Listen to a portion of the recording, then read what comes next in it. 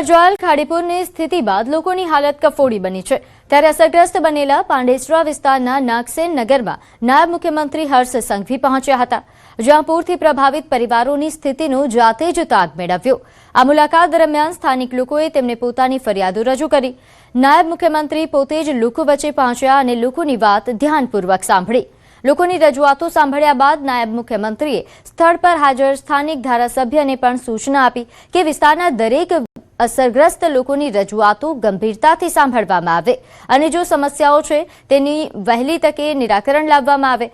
તેમણે અધિકારીઓને અસરગ્રસ્ત પરિવારોને જરૂરી સહાય ઝડપથી પહોંચાડવા અને કોઈ પણ ફરિયાદ બાકી ન રહે તેની ખાસ તકેદારી રાખવા સૂચના આપી। તો સુરતમાં તાજેતરમાં આવેલા ખાડીપુરે માત્ર રહેણાંક વિસ્તારોને જ નહીં, વેપાર ધંધાને પણ ભારે ફટકો પડ્યો છે, જ્યાં ખાડીના ગંદા અને દુર્ગંધયુક્ત પાણી ગોડાઉનમાં ઘૂસી જતા અનાજના એક વેપારીનું લાખો રૂપિયાનું અનાજ સંપૂર્ણપણે બરબાદ થઈ ગયું। છેલ્લા 20 વર્ષની રાત દિવસની કઠોર મહેનતથી ઊભો કરાયેલો વેપાર એક જ ઝાટકે ઝીરો થઈ જતા વેપારી પોતાની આંખોમાં આંસુ સાથે ધ્રુજતા અવાજે પોતાની વેદના ઠાલવી રહ્યા છે। વેપારીઓનું કહેવું છે કે જો સમયસર ખાડીઓની સફાઈ, દબાણો દૂર કરવાની કામગીરી અને વરસાદી પાણીના નિકાલની અસરકારક વ્યવસ્થા કરવામાં આવી હોત તો આવી સ્થિતિ ન સર્જાઈ હોત। હવે વેપારીઓ સરકાર પાસેથી નુકસાનની સર્વે કરી યોગ્ય વળતરની માંગ કરી રહ્યા છે।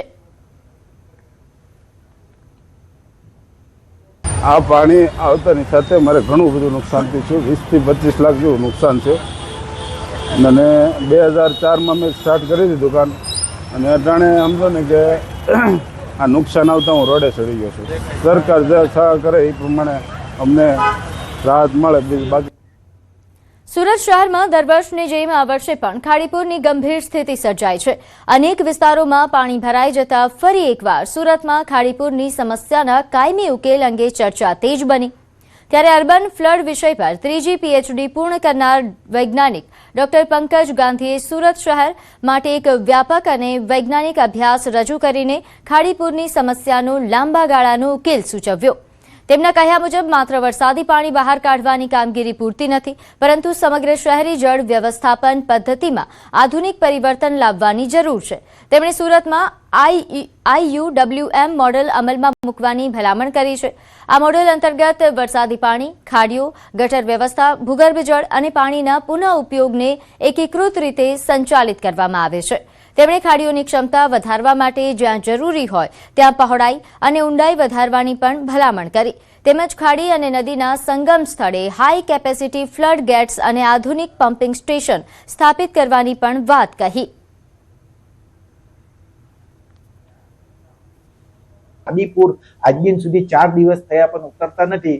એનું મુખ્ય કારણ છે કે ખાડી કિનારે કરવામાં આવેલું illegal encroachment for the urban development of apartments and societies. એટલે ખાડી કિનારે કયા પ્રકારે ગવર્મેન્ટે પ્લાન પાસ કર્યા છે ખબર નથી, તો આ પ્રકારનું ઇલીગલ કન્સ્ટ્રક્શન ખાડી પુરાણ કરીને કરવામાં આવ્યું બિલ્ડરો દ્વારા। એટલે ખાડીની જે ઓરિજિનલ વહન ક્ષમતા છે તે ઓછી થઈ ગઈ છે।